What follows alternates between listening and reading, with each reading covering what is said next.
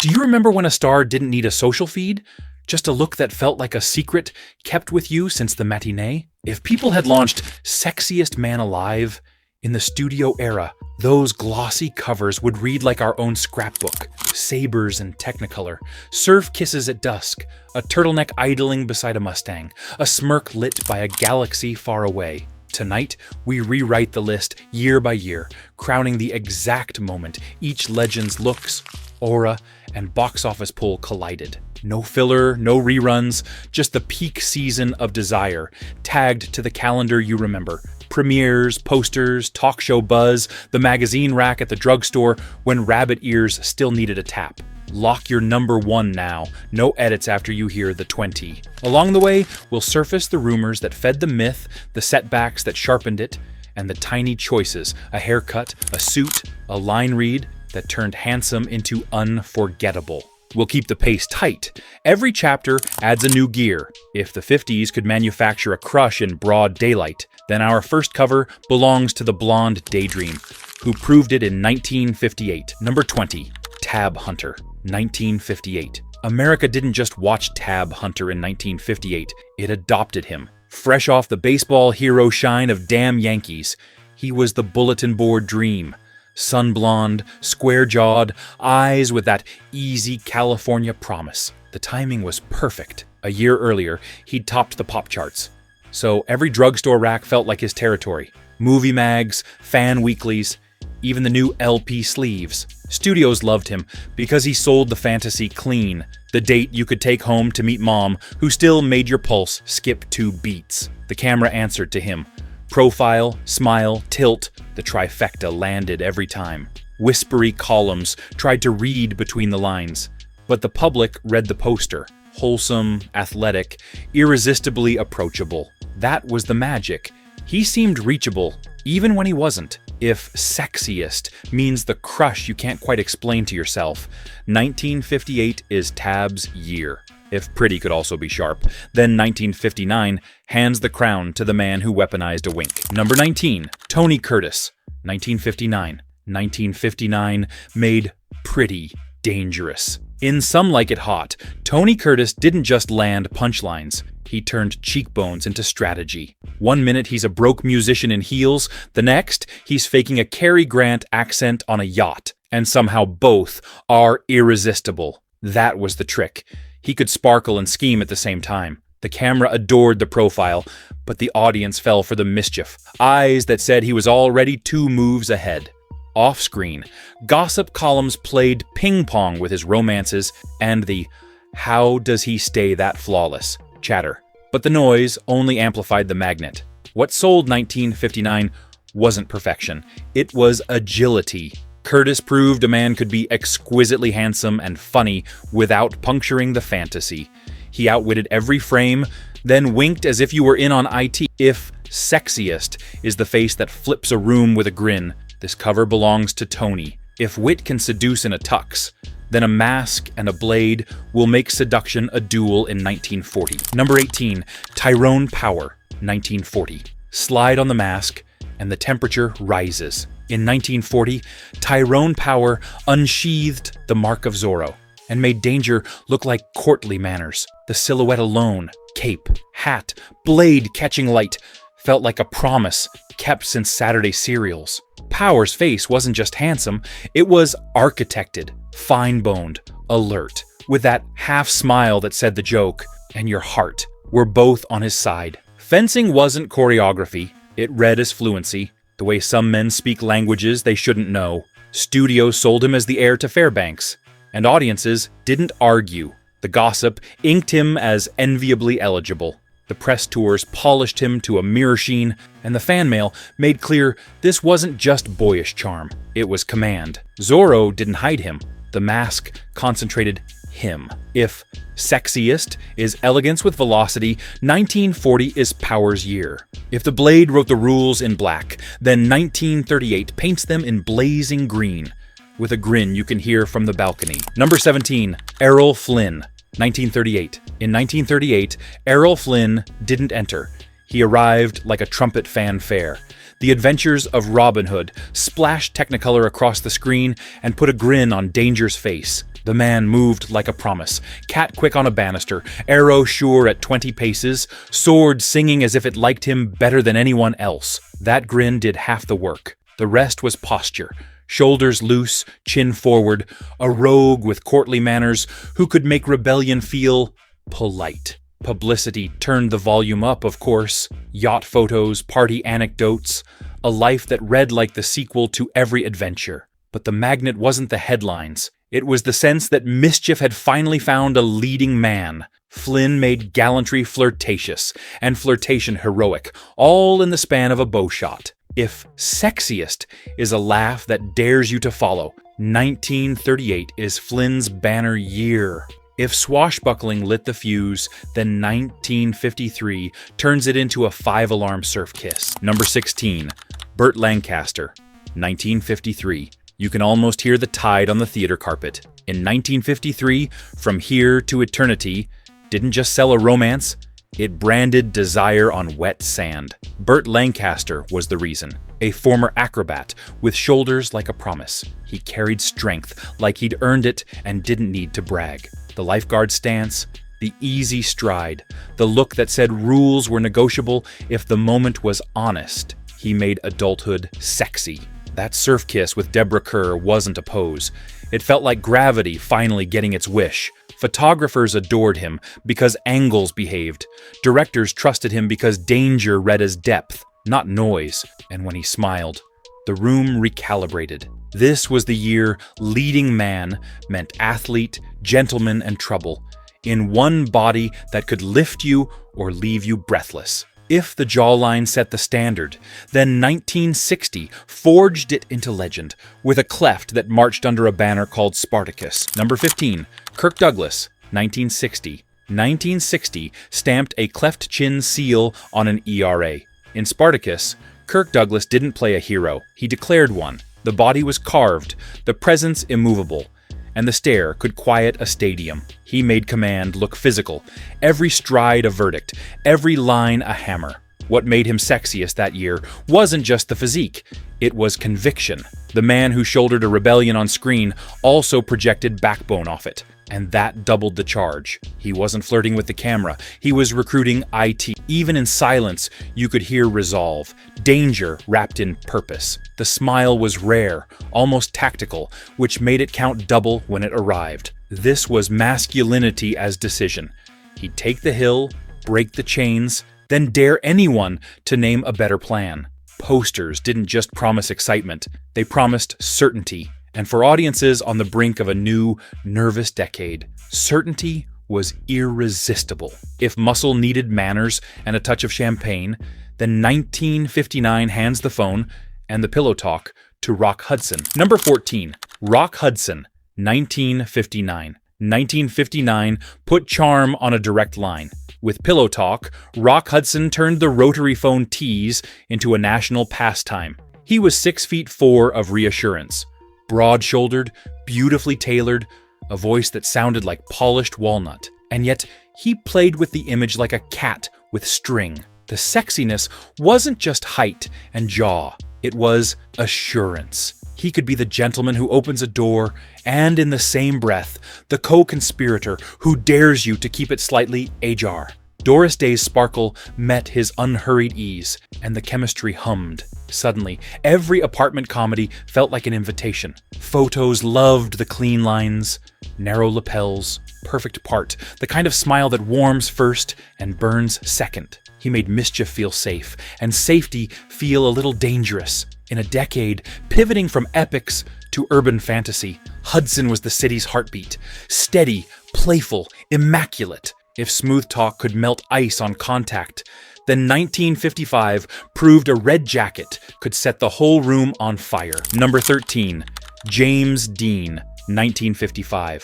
1955 didn't introduce James Dean so much as detonate him. Rebel without a cause, made vulnerability look dangerous, and danger look heartbreakingly young. The red jacket was a flare, the slouch a shield, the eyes all unsent letters. He didn't pose for adoration, he invited confession. Girls wanted to rescue him, boys wanted to decode him, and parents argued about him over the evening paper. Dean's sexiness came from unfiltered feeling, the way a whisper could bruise, the way defiance sounded like self-defense. He made stillness tense and movement tender. Even a shrug felt like a diary entry. Public fascination swelled into myth in a way magazines couldn't choreograph. It was organic, immediate, a nation suddenly fluent in H. He wasn't polished. He was live current. That's why 1955 is his cover, Desire with the safety off and the volume low. If pain could seduce in a single look, then 1957 taught swagger to sing and set the dance floor on tilt. Number 12, Elvis Presley, 1957. By 1957, Elvis didn't enter rooms, he changed the air. Jailhouse Rock gave him the black denim swagger, the sideburns like punctuation, and a choreography that looked improvised by electricity. He wasn't just handsome, he was charged. The camera caught a man who could hold still and still vibrate. A grin that said he knew exactly why the chaperones frowned and the teenagers screamed. The voice came from the hips up. Every note felt like a dare with a heartbeat. His movies turned close-ups into invitations and medium shots, into arguments you lost gladly. Rumor, resistance, radio bans, none of it cooled him. If sexiest is cultural gravity, 1957 belongs to the kid who taught prim America how to move. He sold danger with a wink, romance with a snap, and left the nation adjusting its collar. If swagger learned to sing, then 1951 handed a t-shirt a script and let raw need speak its name. Number 11, Marlon Brando, 1951. In 1951, Marlon Brando didn't just act, he arrived like weather. A streetcar named Desire put a t-shirt on a billboard and made it dangerous, turning sweat into subtext and subtext into a magnet. He walked like a threat you couldn't stop watching, spoke like the vowels were heavier in his mouth, and looked at partners with an intimacy that made the audience lean forward without meaning to. The physique mattered. Broad shoulders under cheap cotton, hands that looked like they could fix an engine or break your heart. But the real charge was truth. He didn't perform desire. He let it happen, and the camera did the rest. People weren't debating whether he was handsome. They were trying to name the phenomenon. Studio polish bounced off him. The rough edges stayed. In an era of tuxedo charm, Brando made ferocity seductive and turned realism into romance. If raw need could level a room, then 1962 proved quiet integrity could hold it together with just a steady smile. Number 10, Gregory Peck, 1962. 1962 crowned quiet strength. As Atticus Finch in To Kill a Mockingbird, Gregory Peck turned decency into a pulse you could feel in the balcony. He didn't seduce with noise, he steadied the room, tall, composed, eyes that promised patience, and a verdict shaped by heart as much as law. The jawline was sculpture, the voice a low bell, and the smile, rare, careful, felt like sunlight after a long hearing. He made courtesy magnetic, courage elegant. Women trusted him. Men wanted his calm. No swagger, no gimmicks, just a presence that said the right thing at the right speed. Even the suit looked principled, crisp, unfussy, exactly enough. That's why 1962 is his cover. Proof that integrity can be irresistible, that character can be chemistry. In an age learning to argue with itself, Peck offered something better than charm. Reassurance that the good guy could still win. If honor can hush a crowd, then the next year's crown goes to a mustache that made sarcasm feel like destiny in 1939. Number 9, Clark Gable, 1939. 1939 didn't just make Clark Gable famous, it carved his smirk into American furniture. As Rhett Butler in Gone with the Wind, he turned sarcasm into seduction. Shoulders relaxed, tie perfect, eyes measuring the room like he owned the deed. The mustache was punctuation. Every look read like a sentence you weren't ready to hear. He didn't plead for attention, he rationed it, and that economy became the allure. Off-screen, the King of Hollywood nickname wasn't PR fluff, studio power, wartime service, and a private life the columns could never stop guessing it only fed the magnet. He projected a rare kind of ease, a man who could bend rules without raising his voice. That year, Desire wore a dinner jacket and said, frankly, as if manners were a dare. Magazine covers didn't crown him so much as admit a fact everyone already knew. If selection is power, then 1959 proves a perfect suit can outrun danger, and Cary Grant makes it look effortless. Number 8. Cary Grant, 1959. 1959 put Cary Grant at cruising altitude. In North by Northwest, he wore a gray suit like national uniform and treated peril as a meet cute. The magic wasn't just the face, it was composure. He moved with a lightness that said he understood the joke before anyone else, and he let you in with a half smile that never quite confessed. Elegance became athletic, sprinting in Oxfords, ducking crop dusters, dusting off his cuffs as if etiquette could outpace a murder plot. He didn't overpower scenes, he tuned them, adjusting charm the way a band leader sets tempo. Off-screen mystique, late-life romance, carefully rationed interviews. A past you couldn't fully map made him more modern than the decade around him. No bravado, no strain, just a man who made adulthood look like fun. That year, Desire learned good posture and better timing. Grant didn't have to announce sexy, he curated IT. If cool can be tailored, then 1968 shows it can also be stripped down to a turtleneck, a holster, and a steering wheel. Number 7. Steve McQueen, 1968. 1968 sounded like a key turning, an engine catching, and then Bullet rewired what cool meant. Steve McQueen didn't chase the camera, he let it try to keep up. The sex appeal was silence. A gaze that measured everything, a jaw that negotiated with risk, movement so economical it felt expensive. That turtleneck and shoulder rig turned into a uniform men copied for decades. The Mustang became a supporting actor that knew its place. McQueen's magnetism wasn't chatter or grin, it was competence. You believed he could fix the carburetor, win the chase, and still make last call without telling anyone about IT. The fewer the words, the heavier they landed. Off-screen myth, bikes, racing, a private life the gossip pages couldn't quite catch, only burnished the legend. He smoldered without smoke, proof that Desire doesn't need volume to be loud. If minimalism could set a city humming, then 1969 adds a twinkle and a partner named Sundance. Number 6. Paul Newman, 1969. 1969 was the year mischief got manners. In Butch Cassidy and the Sundance Kid, Paul Newman turned outlawry into charm school.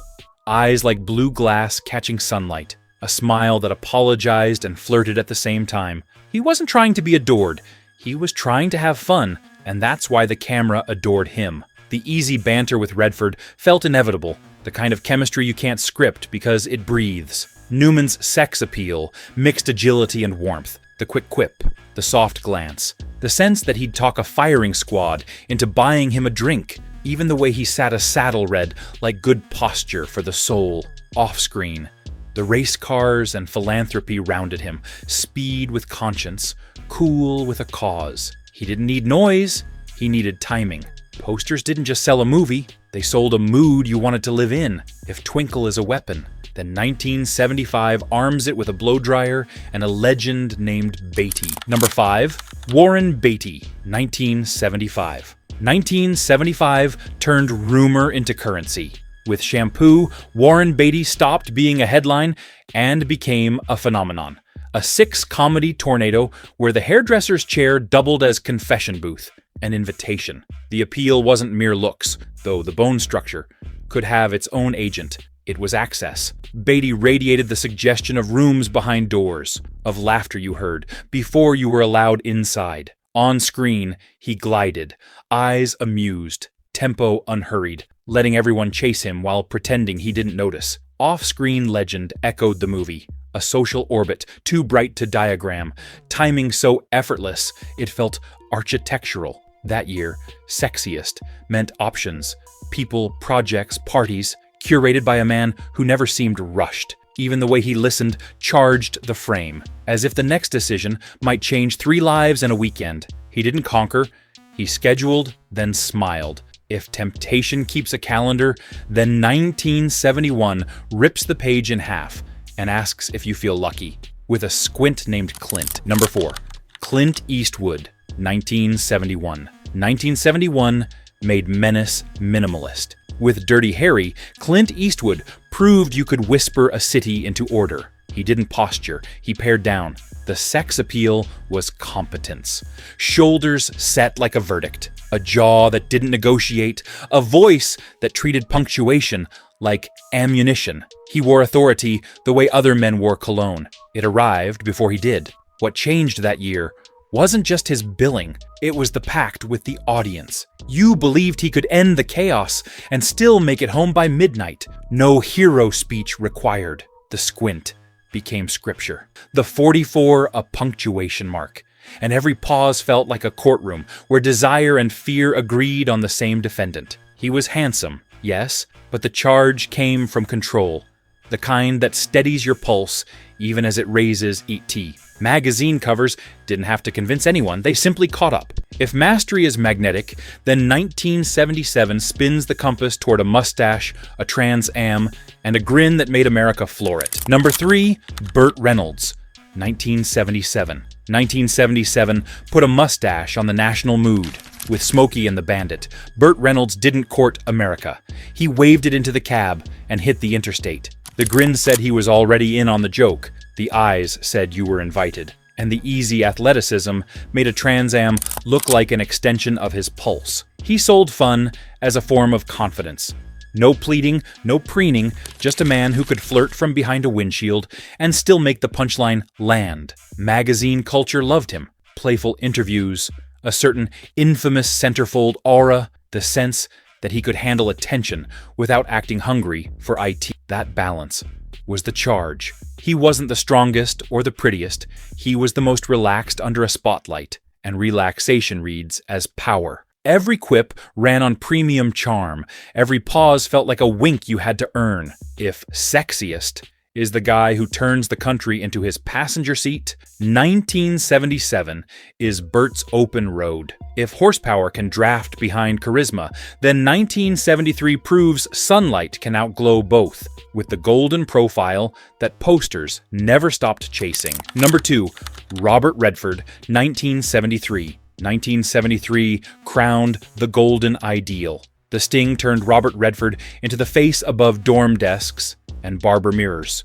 Jawline geometry, sunlit hair, a grin that held back one card. Then, the way we were arrived and did the rest. Romance at full voltage, chemistry you could hear in the hush after a line. Redford's sex appeal wasn't loud. It was clarity. The sense that good looks could have good manners. That mischief could be tidy. He moved like a man who trusted the room to come to him. Even when the plot got serious, he carried daylight like it was stitched into the suit. Interviews stayed measured. The mystique stayed intact. And the posters did the evangelizing. He didn't smolder, he glowed, and the glow traveled across magazine racks, across living rooms, across the years you remember by which theater had the softer seats. If sexiest means the profile that made America sigh in unison, 1973 belongs to Redford. If Golden Charm could smirk, then 1977 strapped it to a freighter and taught it to say, I know. Number 1, Harrison Ford, 1977. Cemented 1980. 1977 invented a new crush, the roguish everyman who doesn't try, he is. As Han Solo, Harrison Ford wore swagger like a tool on his belt. Casual hair, lived-in jacket, a half smile that felt like a secret shared at closing time. He wasn't polished, he was useful. The guy who could fix the hyperdrive, roll his eyes at destiny, and still do the right thing when no one was watching. That honesty read as heat. The banter with Carrie Fisher crackled without begging for attention. Action scenes looked like he genuinely preferred not to be there and somehow excelled anyway. By 1980, I Know turned into a national heartbeat, sarcasm as devotion. Off-screen mystique helped. A carpenter turned movie star who seemed allergic to self-mythologizing. He didn't chase the camera, he negotiated with it and won. If sexiest means charisma that flies casual and lands on time, the retro crown sticks here. If a scruffy smirk could rewrite the playbook, then our final stop is the outro, where the rules of sexy change, decade by decade. So what did the calendar really measure? In the 30s and 40s, sexy wore a cape and smiled from a saddle. By the 50s, it traded sabers for surf and telephones. Then, in the 60s, it split in two, raw need on one side, quiet integrity on the other. The 70s crowned competence and ease, a squint, a mustache, a man who didn't oversell. If the studio era manufactured crushes, then the audience kept the ones that felt honest, and that's why these years belong to these faces. Your turn. Who did we miss, and which exact year would you give them? If a name popped into your head, say a swashbuckler in 41, a noir knight in 46, or a cowboy in 66, lock it in below. And if this list felt like opening a drawer full of old ticket stubs, then help it travel. Hit like, drop your number one, and tell a friend who watched on a 19-inch with rabbit ears. If you think we nailed tonight's crowns, then name one cover you'd steal and why.